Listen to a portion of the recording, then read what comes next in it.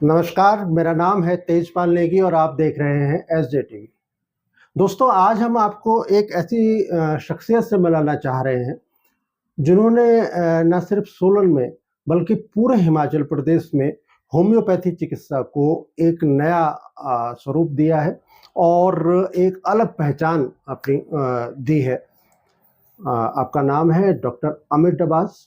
सोलन में Shoolini homeopathy health care नाम से अपना क्लिनिक चलाते हैं और आपकी सबसे तरोताज़ा उपलब्धि ये है कि मुंबई के रिद्धि सिद्धि विनायक संस्था द्वारा आपको India health care excellence award 2024 के तहत best homeopathy physician in Himachal Pradesh का अवार्ड दिया जा रहा है। नवंबर में ये अवार्ड उनको प्रदान किया जाएगा और सारी बातचीत करते हैं होम्योपैथी का क्या आगे भविष्य है, होम्योपैथी में डॉक्टर डबास ने सोलन में कैसे नाम कमाया, बहुत सारी बातें हैं जो उनसे करनी है।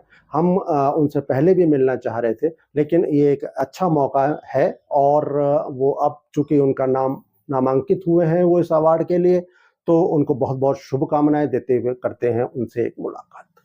डॉक्टर साहब, बहुत बहुत स्वागत आपका और शुभकामनाएं आपको कि आपको हिमाचल प्रदेश के टॉप के होम्योपैथी चिकित्सकों में आपकी गणना होती है। जी। आपको अवार्ड के बारे में हमें पता चला, ये अवार्ड कब मिलेगा और इससे पहले भी क्या हिमाचल के लोगों को इस तरह का अवार्ड मिला है?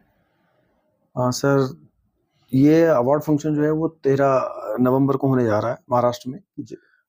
लास्ट ईयर भी मेरा सिलेक्शन हुआ था, बट मैं किसी कारणवश जा नहीं पाया। इस बार भी सिलेक्शन हुआ है, तो इससे पहले भी मुझे कई अवार्ड मिल चुके हैं। नेशनल एक्सीलेंस अवार्ड है जी। कई अवार्ड ऐसे हैं जो सोलन में भी मिले हैं मुझे, उसके अलावा इंदौर भी सभी मिले हैं, हरियाणा से भी मिले हैं, तो लगभग 5-6 अवार्ड मेरे पास ऑलरेडी पहले से भी उपलब्ध हैं जी। रिद्धि सिद्धि विनायक जो संस्था है, ये क्या क्राइटेरिया है इनका अवार्ड घोषित करने के लिए? सर, ये हम जैसे मान लो मेरा सिलेक्शन हुआ है, तो उन्होंने देखा कि वो लंबे समय से ट्रैक करते हैं किसी पर्सन को, उनकी उपलब्धियों को, उसके बाद वो उनको इनवाइट करते हैं अवार्ड फंक्शन के लिए। तो पूरे हिमाचल से जो सिलेक्शन हुआ है वो मेरा ही सिलेक्शन हुआ है। अच्छा। हाँ, एक इसी कैटेगरी में। अच्छा, कार्यक्रम की कोई रूपरेखा तो अभी तक नहीं पहुंची है कि कैसा कार्यक्रम होगा? कार्यक्रम 5 स्टार होटल में होने वाला है, जिसमें माधुरी दीक्षित जी के द्वारा जो अवार्ड है ये दिए जाएंगे। अच्छा, अपने दर्शकों को बता दूं कि हिंदी फिल्मों की बहुचर्चित अभिनेत्री और इस समय डॉक्टर नेने अमेरिका के डॉक्टर हैं, उनके साथ विवाह हुआ है माधुरी दीक्षित का और उनके हाथों से डॉक्टर डबास को सम्मानित किया जाएगा इस अवार्ड को देते हुए। और डॉक्टर साहब, ये तो हुई अवार्ड की बात, आपकी उपलब्धि की बात जी। होम्योपैथी एक ऐसा सब्जेक्ट है जिसको लेके हमेशा दो राय कायम रहती हैं समाज में। बहुत से लोग कहते हैं कि नहीं, होम्योपैथी दोयम दर्जे का एक चिकित्सकीय प्रणाली है जी, और एलोपैथी से सीधा मुकाबला होता है जी। डॉक्टर साहब, क्या भविष्य है और कितना जो पीछे इतिहास था होम्योपैथी का, उसमें कुछ सुधार की दिखा आपको और क्या भविष्य दिखाई पड़ रहा है? नेगी साहब, देखिए, होम्योपैथी एक कंप्लीट साइंस है। बिल्कुल ठीक है। जहाँ तक आपने सुना होगा कई बार लोगों को कहते हुए कि होम्योपैथी बहुत स्लो एक्ट करती है ना, इसकी जो प्रोग्रेस है वो बहुत स्लो है, रिकवरी बहुत कम होती है, तो ये सब मनगढ़ंत कहानियां हैं। अच्छा। बाकी पैथी ने होम्योपैथी को डाउन करने के लिए इस तरह की जो रूपरेखाएं हैं वो बनाई है ताकि समाज में एक भ्रम पैदा हो जाए जी। इसके लिए मैं आपको एक चीज कहना चाहता हूँ, हमारी जो बॉडी वो 22 प्रकार के अमीनो एसिड से चल रही है। 11 आपको खाने से मिलते हैं, 11 आपका शरीर खुद तैयार करता है। अच्छा। अमूमन हम देखते हैं कि जो बीमारी आज की डेट में हो रही हैं, जैसे थायराइड है या ब्लड प्रेशर है या शुगर है, और कई ऐसी बीमारियां जिसको लाइलाज घोषित कर दिया जाता है और उनको परमानेंटली पेशेंट को मेडिसिन पर रख दिया जाता है होल लाइफ, पूरी जिंदगी। वो ऐसा होता है क्योंकि कुछ चीजें जो हमारा शरीर खुद बना रहा था वो बनाना बंद कर दिया और वो चीज केमिकल के रूप में बाहर से डाली जाती है। इसको ट्रीटमेंट कहा जाता है आज की डेट में, जबकि ट्रीटमेंट नहीं है, ये मैनेजमेंट है। शरीर काम नहीं कर रहा है, बाहर से डाल दो। गाड़ी नहीं चल रही, जब तक पेट्रोल चल रही है, नहीं चली, बंद होगी, फिर पेट्रोल डाल दो। तो ये एक management, is not a treatment. Homeopathy में या फिर आयुर्वेदा में क्या किया था कि आपके शरीर के जो अंग काम नहीं कर रहे हैं, ये जो रसायन काम नहीं कर रहे हैं, उनको सुचारू रूप से काम करने के लिए आपकी बॉडी को स्टिमुलेट किया जाता है ताकि आपकी जो निर्भरता है पूरी जिंदगी के लिए जो दवाइयों पर है वो खत्म हो जाए। उसे ट्रीटमेंट ही कहते हैं। उसे ट्रीटमेंट कहते हैं। ठीक है, ये आज की डेट में हम जो लोग देख रहे हैं वो मैनेजमेंट है, ना कि ट्रीटमेंट है। जी। ट्रीटमेंट का मतलब है कुछ समय तक आपने मेडिसिन ली, आपका शरीर उस योग्य हो गया, वो अपनी कार्य प्रणाली को सुचारू रूप से कार्य करने लगा, और उसके बाद आपको कोई मेडिसिन की जरूरत नहीं, क्योंकि हमारे जो खाना है, हमारे जो पोषक तत्व हैं, जो हमारे शरीर को चाहिए काम करने के लिए, वो तो हमें ऑलरेडी हमारे खाने से मिलते हैं, है ना। तो जो ट्रीटमेंट पूरी जिंदगी के लिए चलता है वो ट्रीटमेंट नहीं होता, वो बेसिकली मैनेजमेंट होता है। उसके साइड इफेक्ट भी बहुत आते हैं। बहुत आते हैं। और मुझे लगता है कि जैसे आपने ट्रीटमेंट और मैनेजमेंट का जो अंतर बताया हमारे शरीर की चिकित्सा में, मुझे लगता है शल्य चिकित्सा, जिसे ऑपरेशन कहते हैं, सर्जरी कहते हैं, शायद ये भी मैनेजमेंट का ही एक पार्ट है। जी नेगी जी, होता क्या है, अगर हम पुरानी बात करें तो शल्य चिकित्सा जो आई है भारत, वो वैसे भारत की ही देन है। आयुर्वेद में शल्य चिकित्सा थी जी, बहुत पहले से लोग करते थे, लेकिन आज की डेट में हम देख रहे हैं केवल हक एलोपैथी वालों के ही पास है। तो शल्य चिकित्सा भी जरूरी थी, क्योंकि पहले लड़ाइयां होती थी, पैर टूटते थे लोगों को, एक्सीडेंटल इंजरियां होती थी लोगों के साथ, उस समय भी वो कारगर थी। बट आज की डेट में हम देख रहे हैं कि सब कुछ सर्जरी से ही संभव करने की कोशिश की जा रही है, वो गलत है। बिल्कुल ठीक है, वो गलत है, क्योंकि सर्जरी हर चीज, हर बीमारी का सॉल्यूशन नहीं है जी। एक तो ये है कि मान लीजिए आपको वाट्स हो गए या आपको किडनी स्टोन है, अगर आप इसको सर्जरी से रिमूव भी कर देते हैं तो इस बात को आप ध्यान में रखिए कि आप सर्जरी से केवल एंड प्रोडक्ट रिमूव कर रहे हैं, एंड प्रोडक्ट ही रिमूव कर रहे हैं, बाकी जो प्रोसेस है बॉडी का वो तो फिर से किडनी स्टोन काउज करेगा। तो ट्रीटमेंट वो होता है कि आपका जो शरीर है वो आगे उस प्रकार की बीमारी को जन्म ना दे, वो कार्य प्रणाली जब आप ठीक हो जाती है तब आप स्वस्थ कहलाते हैं। डॉक्टर साहब, एक और सवाल यहीं पे आ जाता है, शल्य चिकित्सा यानी सर्जरी, देखिए जीवन और मृत्यु ये अटल सत्य है जी।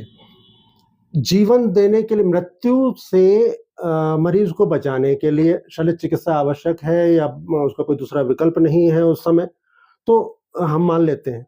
लेकिन जीवन देने के लिए भी शल्य चिकित्सा, यानी प्रसव के दौरान अधिकांश जो माएँ हैं वो, उनको ये सब समझाया जाता है कि आपको बिना सर्जरी के आपका प्रसव नहीं होगा। ये कितना हानिकारक है? नेगी साहब, आज की डेट में हम देख रहे हैं लगभग 60-70% जो डिलीवरी हो रही है, प्रसव हो रहा है, वो बाई सर्जरी ही हो रहा है। बिल्कुल। उसके कुछ साइड इफेक्ट भी आते हैं, कुछ नहीं बहुत कुछ आते हैं। अगर हम प्राचीन समय की बात करें, हमारे समय में, मतलब एंशिएंट इंडिया की अगर हम बात करें, तो जिस समय डिलीवरी होती थी उस दौरान किसी भी महिला को बाहर की हवा नहीं लगने दी जाती थी।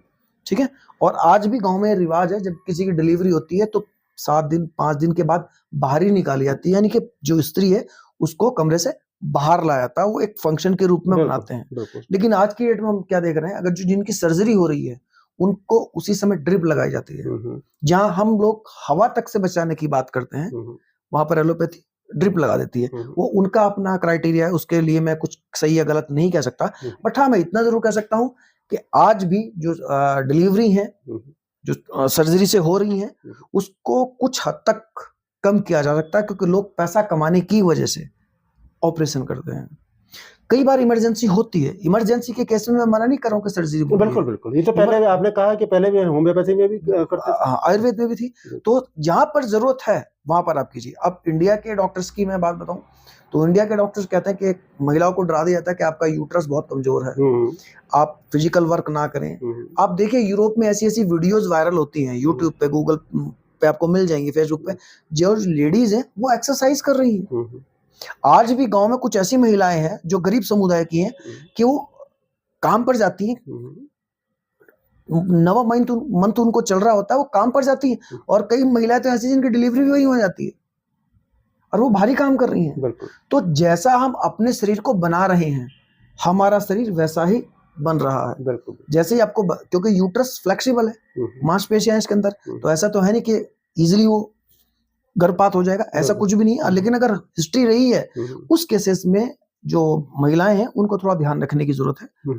लेकिन ये कि हर केस में हम चाहे कि सर्जरी के द्वारा प्रसव हो, तो ये सही नहीं। बिल्कुल। डॉक्टर साहब, एक और होम्योपैथी को लेके धारणा है और जो बना दी गई है, मुझे भी लगता है जो बना दी गई है, कि होम्योपैथिक क्लिनिक अगर कहीं आपको दिखेगा तो ये मान लिया जाएगा कि ये सिर्फ पाइल्स का ही स्पेशलिस्ट होंगे, इसके अलावा नहीं, एक दिमाग में बना दिया गया है। ये भ्रम कैसे आप लोग जो होम्योपैथी के चिकित्सक हैं और दूसरी बीमारियों का भी इलाज करें, इस भ्रम को जनता के बीच में किस तरह से तोड़ने की कोशिश करें? देखिए सर, लोग हमारे पास ट्रीटमेंट के लिए आते हैं, पाइल्स के लिए जी, किडनी स्टोन के भी आते हैं, जी। जॉइंट पेन के भी आते हैं, बिल्कुल, हम सारे सारी आते हैं। बीमारियों का इलाज करते हैं। जी, जी। लेकिन समाज में एक आंधी चली हुई है कि जब किसी एक बीमारी पे के पेशेंट ज्यादा ठीक होते हैं तो लोगों को लगता है कि वो डॉक्टर केवल उसी बीमारी का इलाज करता है, वो स्पेशलिस्ट है। ठीक है, अब होता क्या है कि रियलिटी ये है कि होम्योपैथी में हर चीज की जो ट्रीटमेंट है वो संभव है। किडनी स्टोन का ट्रीटमेंट संभव है, माइग्रेन का ट्रीटमेंट संभव है, और बच्चों के जो डिसऑर्डर्स होते हैं उनका ट्रीटमेंट संभव है, ओल्ड एज की जो बीमारियां हैं उनका ट्रीटमेंट संभव है। बट एक जो ठप्पा लग जाता है वो ठप्पा नहीं लगना चाहिए, या पब्लिक को ये नहीं सोचना चाहिए कि इसी बीमारी का इलाज ही करते हैं। तो ये एक गलत धारणा है, क्योंकि हम लोगों की भी ट्रेनिंग या हम लोगों की भी स्टडी एमबीबीएस के इक्वली होती है। जो सिलेबस उनका होता है वही हमारा होता है, बस केवल हमारी मटेरिया मेडिका यानी कि जो मेडिसिन वाली बुक है वो चेंज रहती है। बिल्कुल, बाकी तो सिलेबस सब सेम होता है। शायद इसके लिए अगर आप, ये तो हिमाचल जैसा राज्य है, अगर आप बाहर निकले मैदानी जो राज्य हैं वहाँ, तो जो दीवारों पे बड़े बड़े वॉल पेंटिंग होती हैं, बोर्ड लगे होते हैं, उनमें भी खास तौर पे इंगित किया जाता है, चिन्हित किया जाता है कि पाइल्स का ही विशेष रूप से इलाज करते हैं। शायद वो उन चिकित्सकों ने वो कुछ आयुर्वेदिक डॉक्टर्स भी होते हैं जी, और होम्योपैथी के भी होते हैं। हर पैथी में इस चीज की चिकित्सा है, सब अपने अपने लेवल पर करते हैं। जैसे हम लोग विदाउट सर्जरी करते हैं, हम बीमारी के रूट कॉज पे काम करते हैं। हाँ, टाइम लगता है पेशेंट को, कई लोगों को 6-6 महीने भी लग जाते हैं, लेकिन रिकवरी होती है। लेकिन कई कंडीशंस ऐसी होती हैं जहां पर पैथोलॉजी इरिवर्सिबल आती है, ग्रेड बहुत ज्यादा बढ़ जाती है, उस केस में आपको मजबूरन ऑपरेशन कराना पड़ता है। हालांकि हमारे पास जितने भी केसेस आए हैं, पहले भी आप हमारी वीडियो देखते हैं तो आपको पता होगा हमारे पास वो लोग भी हैं जिनके 4-4, 5-5 ऑपरेशन हो चुके हैं। रूट कॉज पे काम हुआ नहीं, बीमारी को उन्होंने दूर करने की कोशिश करी, बीमारी क्यों हो रही थी उस पर काम नहीं हुआ, तो बीमारी फिर से लौट आती है। कहा यह भी जाता है कि ये जो समस्या आपने बताई, रूट कॉज पे काम नहीं होता और बीमारियां फिर लौटती हैं, इसका सबसे सक्सेस जो है रेशो वो होम्योपैथी में ही है। हाँ, होम्योपैथी और आयुर्वेद में है ना।